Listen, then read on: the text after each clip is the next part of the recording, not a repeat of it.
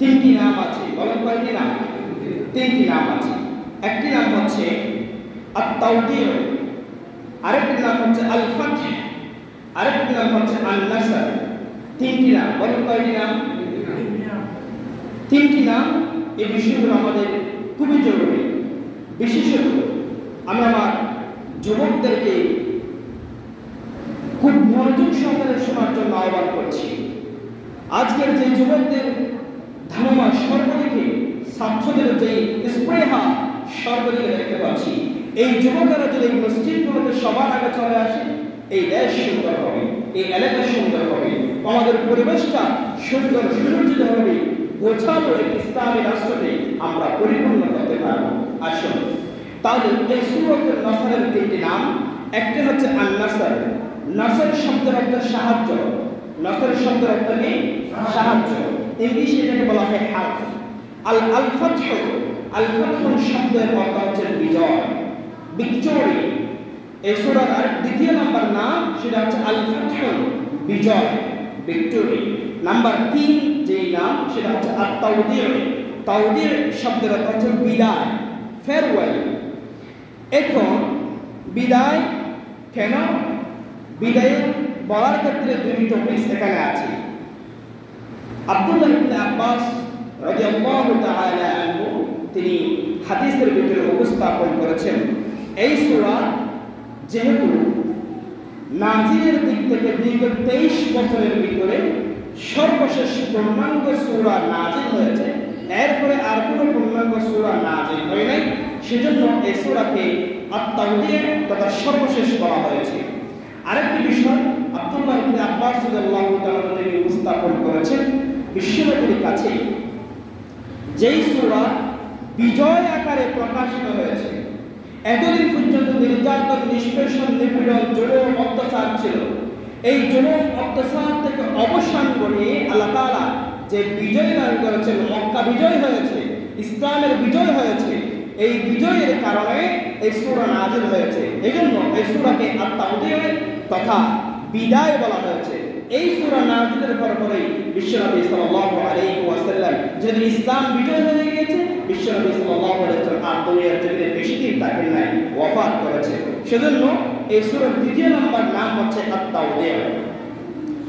এই মন্তব্য উপস্থাপনের ক্ষেত্রে তাওদীহ বা বিদায় কেন বলা হয়েছে, এর তাফসীর ইবনে কাসীর বা অন্যান্য তাফসীরের ভিতরে কিছু প্রবলেম পেশ করা হয়েছে।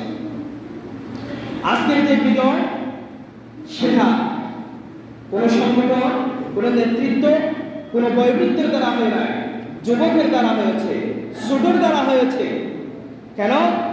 আজকে এই সূরার একটি তাফসীর যদি আমি উপস্থাপন করি, খুব চমৎকার করে বিষয়টা বুঝতে পারবেন।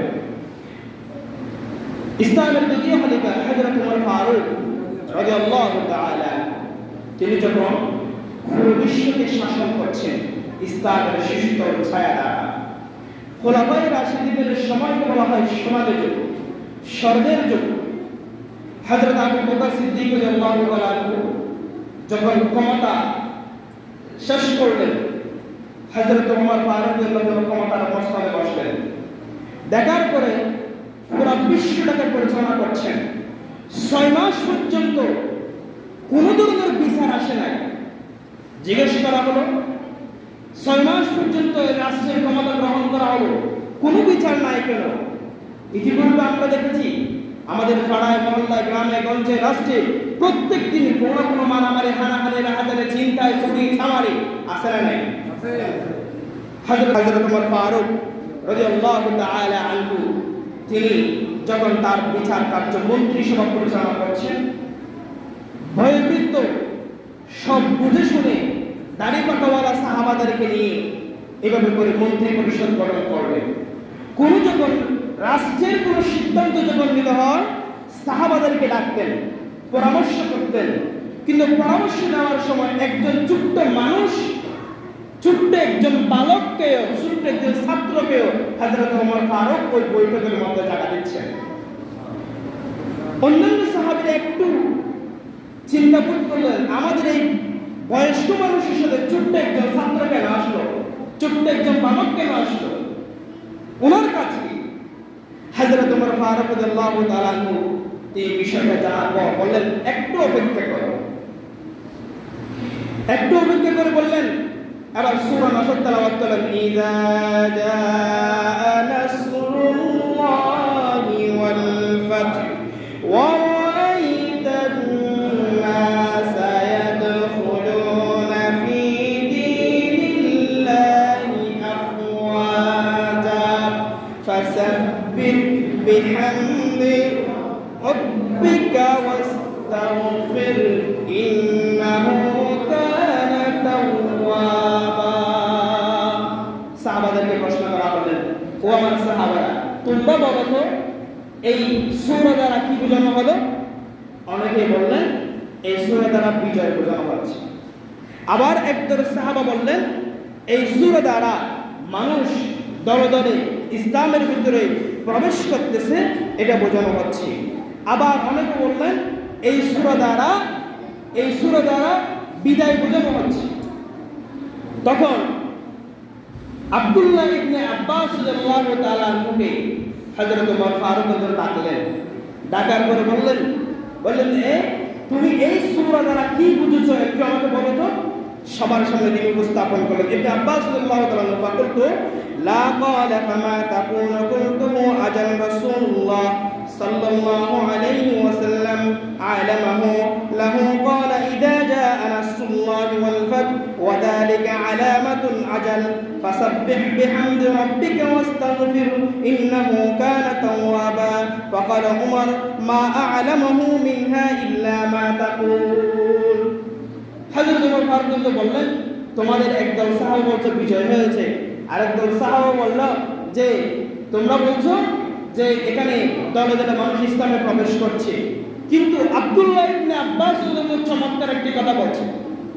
এটা হচ্ছে আব্দুল্লাহ ইবনে আব্বাস ছোট মানুষ হলেও তার কথার ভিতরে একটি যৌক্তিক আছে। কারণ তিনি বলছেন এই সূরা দ্বারা বিজয় নয়, এই সূরা দ্বারা মানুষ ইসলামে প্রবেশ করছে সেটা নয়, বরং এই সূরা দ্বারা বোঝানো হচ্ছে ইসলামের বিজয়ের কারণে বিশ্বনবী সাল্লাল্লাহু আলাইহি ওয়াসাল্লাম আমাদের মধ্য থেকে অল্প কিছুদিন পরে বিদায় নেবেন। সুবহানাল্লাহ। তখন সবাইকে ডেকে বললেন, তোমাদের অনেক মন্তব্য আছে, কিন্তু সবচেয়ে উত্তম মন্তব্য, উত্তম তাফসীর হলো এই ছোট মানুষের, এই ছোট ছাত্রের। সুবহানাল্লাহ। বিশ্বনবী সাল্লাল্লাহু আলাইহি ওয়াসাল্লাম আব্দুল্লাহ ইবনে আব্বাসের জন্য দোয়া করলেন, আল্লাহুম্মা ফাক্কিহ ফিদ-দীন ওয়া আল্লিমহু আত-তা'ওয়ীল। আপনাদের সন্তানদের জন্য আপনারা এই দোয়াটা করতে পারেন।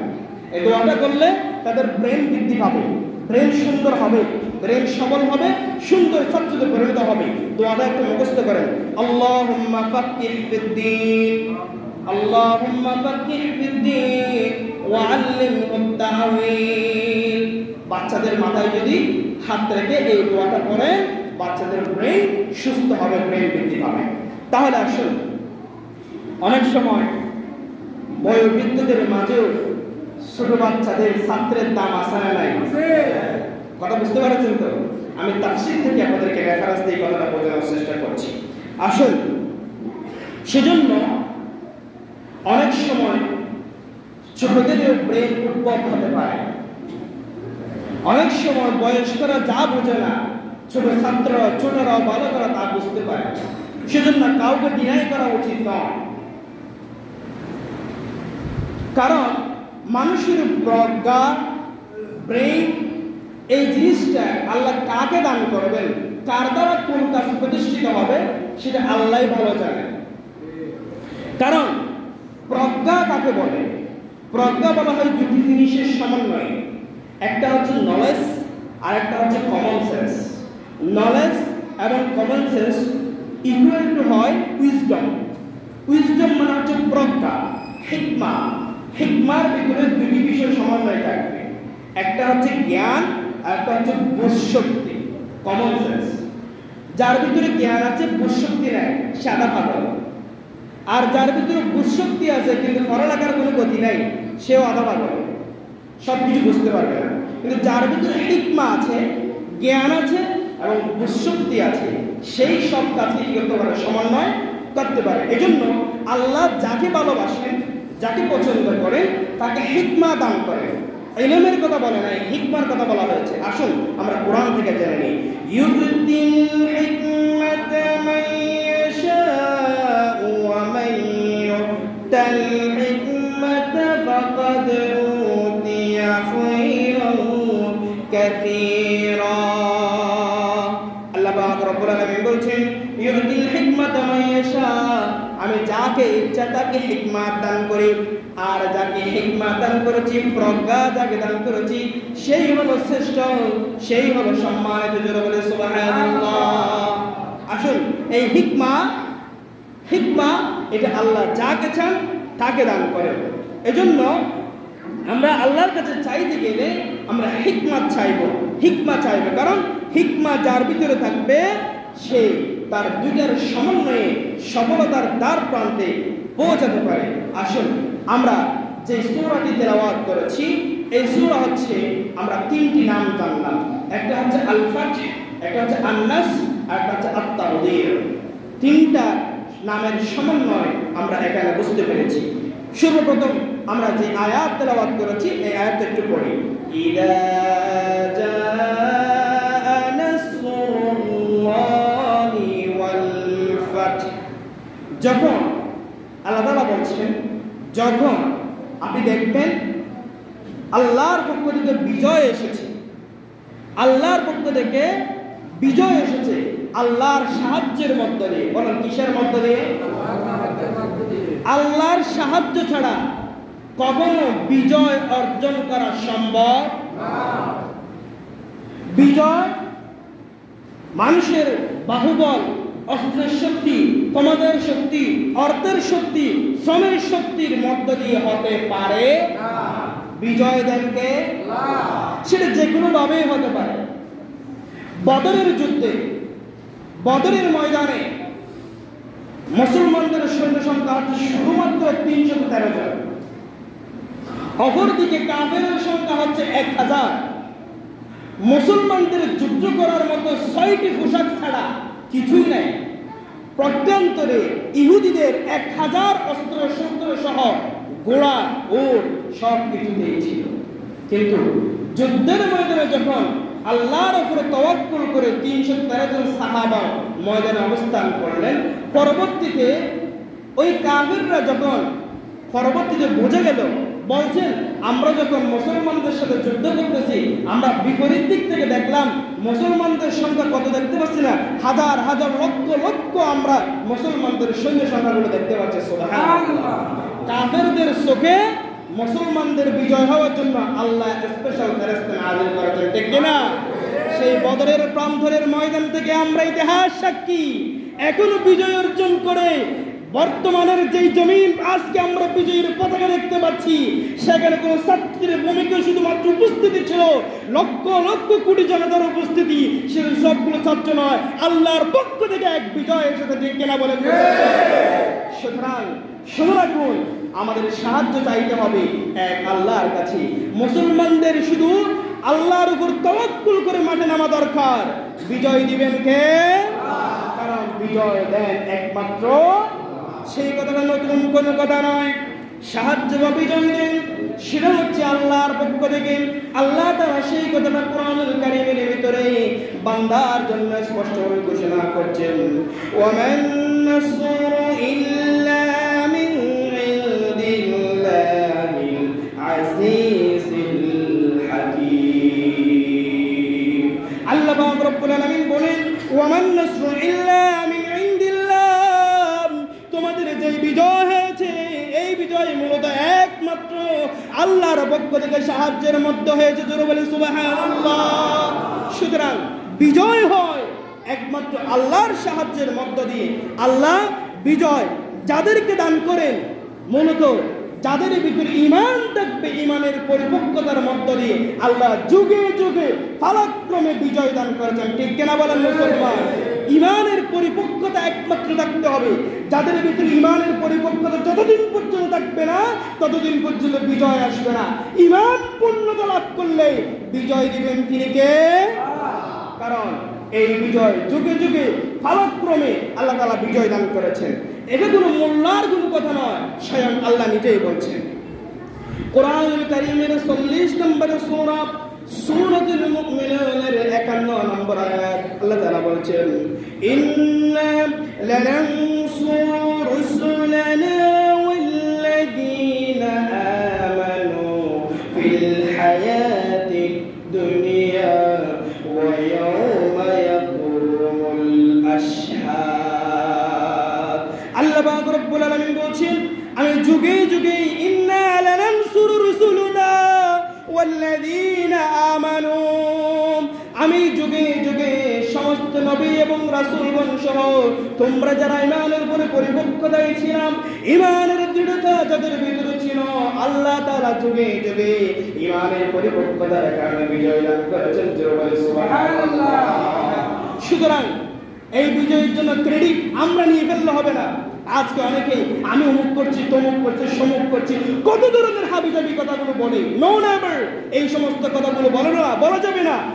আমরা তাদের মতো কথা বলবো না, ওই সমস্ত ইহুদি খ্রিস্টানদের মতো কথা আমরা বলবো না, কাফিরদের মতো কথা আমরা বলবো না, মুনাফিক মার্কা লোকের মতো কথা আমরা বলবো না। আমরা ক্রেডিট নিতে চাই না, আর বরং শুকরিয়া আদায় করতে চাই কার? আমরা এজন্য শুকরিয়া আদায় করবো এক আল্লাহর, কারণ আল্লাহ বলছেন আমি যুগে যুগে নবী এবং রাসূলদেরকে করেছি, এবং নবী এবং রাসূলদের উত্তরসূরি যারা ছিল, যারা থাকবে কিয়ামত পর্যন্ত জালেমদের উপরে আমি যুগে যুগে তাদের উপর আমি সাহায্য দান করবো। জোরে বলে সুবহানাল্লাহ। আসুন প্রিয় ভাইরা আমার, আমরা একটু ইতিহাস পূর্ব দিকে যাই। হযরত ইব্রাহিম আলাইহিস সালাম যখন নমরুদ বারংবার করে অত্যাচার চলবে, কালিমার দাওয়াত দিতে, কোরআনের কথাগুলো যখন বলছে, যুগে যুগে অত্যাচার চলছিল। আজকে ইতিপূর্বে আমরা দেখেছি যখন কোরআনের মাহফিল হতো, আলেম ওলামা যখন কথা বলতো, সাথে সাথে মুখের মধ্যে তালা লাগাই দিত, জেলে পড়তো, জেলের পড়তো। ছিল কিনা? কথা বলেন ছিল কিনা? আজকে কথা বলার সময়। যুগে যুগে এইভাবে করে নমরুদের উত্তরসূরিরা ইব্রাহিম আলাইহিস সালামের উপর জুলুম করেছে। সর্বশেষ নমরুদের সবগুলো শেষ করে দিয়ে আল্লাহ তাআলা ইব্রাহিম আলাইহিস সালামকে বিজয় দান করেছেন। এরপরে মুসা আলাইহিস সালামের উপর যুগের পর যুগ পরাক্রম করে ফেরাউন বারবার অত্যাচার করেছে, জুলুম করেছে, কিন্তু ফেরাউনের সব ক্ষমতাগুলোকে নিস্তেনাবুদ করে দেয়া হযরত মুসা আলাইহিস সালামকে বিজয় দান করেছেন। আবার পক্ষান্তরে দেখুন হযরত ইউনূস আলাইহিস সালাম মাছের পেটে পর্যন্ত ঢুকে গিয়েছিল, সব শেষে সেখান থেকে বিজয় দান করেছেন একমাত্র তিনি কে? আল্লাহ। এরপরে হযরত ইউসুফ আলাইহিস সালামের উপর যুগের পর যুগ পরাক্রম করে কতজনকে ষড়যন্ত্র চলেছিল। ষড়যন্ত্র রেহাই করতে না পারে এমন অবস্থা হয়েছে, তাকে জেল করা হয়েছে, জুলুম করা হয়েছে, অত্যাচার করা হয়েছে। সর্বশেষে আল্লাহ তাআলার পক্ষ থেকে হুকুম আসলো, হযরত ইউসুফ আলাইহিস সালামকে রাষ্ট্রপতি বানিয়ে দিলেন কে? আল্লাহ। এই কথাগুলো আপনারা জানেন? মুসলমানদের ইতিহাস, এগুলো বলিদানের ইতিহাস নয়, এগুলো আল্লাহর পক্ষ থেকে তৈরি হয়েছে এমন ইতিহাস। হযরত ইউসুফ আলাইহিস সালাম যদি যুগের পর যুগ যদি জেলখানার ভিতরে থেকেও আবার বের হওয়ার পরে সে আল্লাহ রাষ্ট্রপতি বানিয়ে দিতে পারেন, এখন কি সে আল্লাহ নাই? সুতরাং ঈমানের উপর টিকে থাকুন, বিজয় দিবেন তিনি কে? ইন্না লানানসুরু রুসুলানা ওয়াল্লাযীনা আমানু ফিল হায়াতিদ দুনিয়া ওয়া ইয়াওমা ইয়াকুমুল আশহাদ। ঈমানের উপর টিকে থাকো, ঈমান যদি মজবুত করতে পারো, আল্লাহ দুনিয়ার জমিনে তোমাদেরকে যেমন করে সাহায্য করবেন, কিয়ামতের ময়দানে সাহায্য করবেন তিনি কে? আল্লাহ। সুতরাং আমরা দুনিয়াতেও সাহায্য পেতে চাই, আখিরাতেও আমরা সাহায্য পেতে চাই কি চাই না? আল্লাহ তাআলা আমাদের প্রত্যেককে কিয়ামতের ময়দানে সাহায্য দান করুন, সকলে বলে আমিন। আল্লাহ তাআলা মুমিনদের বিজয় দিয়েছেন। মুমিন যদি ঈমান পরিপক্ক থাকে, আল্লাহ বলছেন বিজয় সেটা তোমাদের ক্রেডিট নয়। যদিও আজকে অনেকের সমাবেশ বা অমুক সমুক করে বলছে এটা আমাদের ক্রেডিট নয়। আল্লাহ বলছেন ওয়া কানা হাক্কান আলাইনা নাসরুল মুমিনিন। আল্লাহ পাক রব্বুল আলামিন বলছেন মূলত মুমিনদের যে বিজয়, এই বিজয় দিয়েছেন কে? আল্লাহ। আসুন আল্লাহ তাআলা নিজেই আমাদেরকে জানিয়ে দিচ্ছেন যে তোমাদের বিজয় তো নিশ্চিত ছিল, তোমাদের যা শক্তি, যা সামর্থ্য, যা অর্থ, যা ক্ষমতা, যা আছে, এগুলো দিয়ে তোমরা কখনো বিজয় অর্জন করতে পারবে না যদি আল্লাহর সাহায্য না থাকতো। আল্লাহ সেই কথাটা বান্দাদেরকে যুগে যুগে স্মরণ করে দিচ্ছে। وَلَقَدْ نَصَرَكُمُ اللَّهُ بِبَدْرٍ وَأَنْتُمْ أَذِلَّةٌ فَاتَّقُوا اللَّهَ لَعَلَّكُمْ تَشْكُرُونَ। আল্লাহ পাক রব্বুল আলামিন বলছেন, وَلَقَدْ نَصَرَكُمُ اللَّهُ بِبَدْرٍ, আমি তোমাদেরকে বদরের ময়দানে সাহায্য করলাম। وَأَنْتُمْ أَذِلَّةٌ, তোমরা ছিলে দুর্বল। কি ছিল? দুর্বল ছিল। শক্তি, সামর্থ্য, অর্থে, প্রশাসনিক দক্ষতা, তোমরা হাতে কিছুই তো ছিল না তোমাদের। ওদের হাতে তো সব ছিল। ওদের হাতে কি ছিল? সব ছিল। তোমাদের হাতে কিছুই ছিল না। বুঝতে পারছেন কথা? কিন্তু আল্লাহ তাআলা বলছেন ফাত্তাকুল্লাহ, ভয় করে একজনকে, তিনি কে? এবং লাআল্লাকুম তাশকুরুন, তোমরা শুকরগুজার করে একজনের, তিনি কে? আল্লাহ। আল্লাহ তাআলা বলছেন তোমরা যদি আল্লাহর উপরে তাওয়াক্কুল করো, আল্লাহর শুকরগুজার করো, বিজয় তোমাদের আসবে, ভয়ের কোনো কারণ নেই। ওয়ালা তাহিনু ওয়ালা তাহজানু ওয়া আনতুমুল আ'লাউনা ইন কুনতুম মুমিনিন। ও মুমিনরা, ঈমানের উপরে যদি অটল থাকো, মায়ের খাও না কেন, তোমাদের কোনো ভয় নাই, ফেরেশান নাই, টেনশন নাই, বিজয় দিবেন একজন, তিনি কে? আসুন, এজন্য বুঝতে যাচ্ছি, সময় খুব কম, আমি খুব সংক্ষেপে যাচ্ছি। ইযা জা নাসরুল্লাহি ওয়াল ফাতহ, যখন আল্লাহ বিজয় দিবেন, বিজয় যখন আল্লাহর পক্ষ থেকে এসেছে, বিজয় আসার পর দেখতে পাবেন ওয়ারাআইতান নাসা ইয়াদখুলুনা ফি দীনিল্লাহি আফওয়াজা। ইসলামের যখন বিজয়ের পতাকা ফটফট করে সংসদে যখন কালিমার পতাকা উঠবে, তখন দেখতে পাবেন ওই এলাকায়, গ্রামগঞ্জে যে সমস্ত সামসাগুলো ছিল, তারা সবগুলো ওয়ারাআইতান নাসা ইয়াদখুলুনা ফি দীনিল্লাহি আফওয়াজা, সবাই এখন বলবে আপনার দিনে আপনার সাথে আমিও আছি। ঠিক কি না? ওই যে আপনাকে কষ্ট দিছিল, ওই যে আপনাকে জেল দিছে, জুলুম করছে, হত্যা করছে, আপনাকে মামলা একটা জায়গায় সাতটা ডুবাই দিছে, এখন তারা বলবে ওয়ারাআইতান নাসা ইয়াদখুলুনা ফি দীনিল্লাহি আফওয়াজা, এখন ভাই আমিও আপনার দলে। ঠিক কি না বলে? এটা নতুন কোনো কথা না। ইসলামের যখন বিজয় হয়েছে, তখন দেখবেন সব দিকের মানুষেরা এখন সবাই বলবে, দেশের 80% লোক পরিচিত গুলো তারা সবাই বলবে আমি এখন আপনার দলে, আমি এখন ইসলামের পক্ষে। তো এখন আমাদের কাজ কি? আমাদের কাজ কি? আমাদের কাজ তাদের মতো করে ধরে ধরে পিটানো, কথা বলেন, তাদের মতো করে ঘর বাড়িগুলো ভাঙচুর করা, তাদের মতো করে এলাকায় যে সমস্ত দোকানপাটগুলো সবগুলো নষ্ট করে দেওয়া, তাদের মতো করে ঘর বাড়িগুলো নষ্ট করে গাড়িগুলো ধ্বংস করে দেওয়া, সবগুলো কোরআনে বলা হয়েছে। আপনি কি করবেন দেখুন, ফাসাব্বিহ বিহামদি রাব্বিকা ওয়াস্তাগফির ইন্নাহু কানা তাওয়াবা। প্রিয় ভাইরা, প্রিয় আমার যুবকেরা, আমি হাত জোর করে বলছি, শুনুন কোরআন আপনাকে কি বলে।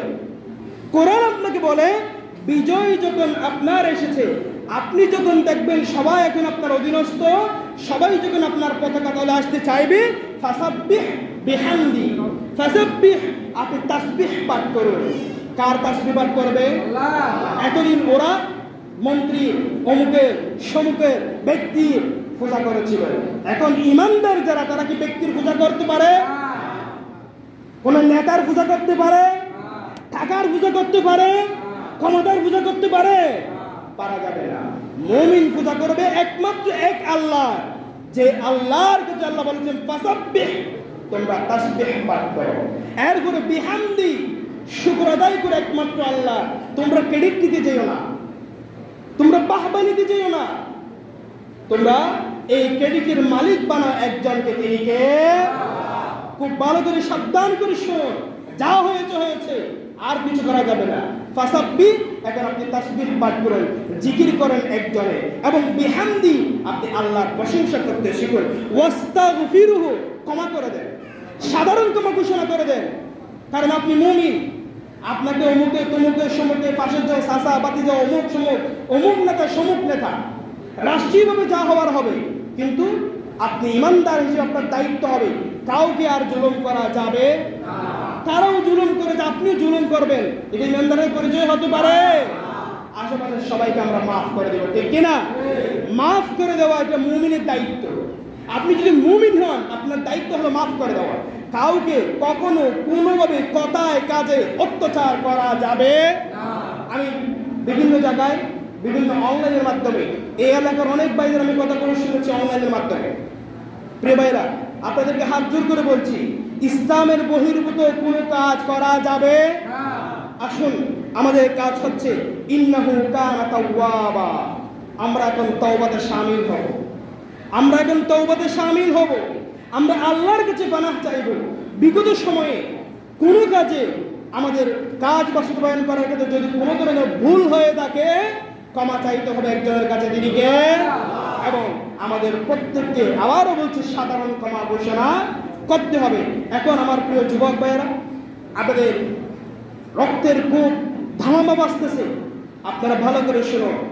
যখন আপনি দেখবেন বিজয় আপনার হাতে, যখন দেখবেন আপনার কথা সবাই শুনতেছে, তখন আপনার কাজ তাদেরকে নিয়ে বাহবা পাওয়া নয়, আপনার কাজ হচ্ছে মসজিদগুলো আগে ভরপুর করা, ঠিক কিনা? আমার যুবক ভাইরা, আগামী থেকে আগামী জুমায় যে আমি আমার প্রিয় যুবক ভাইদেরকে অনুরোধ করছি, আমাদের মুরব্বীদের আগে যুবক ভাইদের আগে মসজিদ আসতে হবে ইনশাআল্লাহ। ইনশাআল্লাহ আমার মুরব্বীদের আগে আমার ভাইদেরকে আগে মসজিদে চলে আসতে হবে। যেই সমস্ত মুরব্বীরা হাঁটতে পারতেছে না, বসতে পারতেছে না, আপনি ধরে ধরে আস্তে আস্তে তাকে মসজিদে নিয়ে আসেন। এবং যারা বুঝতেছে না, নামাজ থেকে দূরে ছিল, ইসলাম থেকে দূরে ছিল, তাকে বোঝানোর চেষ্টা করেন। আপনি যান, আপনি দাওয়াতি কাজ করেন, আপনি পারেন নাই, আপনার অন্তস্থ মুরব্বীদেরকে নিয়ে যান, তাকে বোঝান। কিন্তু সমাজে কখনো কোনো জায়গায় কোনোভাবে কথায় কাজে লেনে দেনে উচ্ছৃঙ্খলা করা যাবে। আমরা সকলে সাধারণতম ঘোষণা করে দেব ইনশাআল্লাহ। আমরা তাহলে আমাদের প্রত্যেককে এই সূরাতুল নাসরের শিক্ষা লাভ করার তৌফিক দান।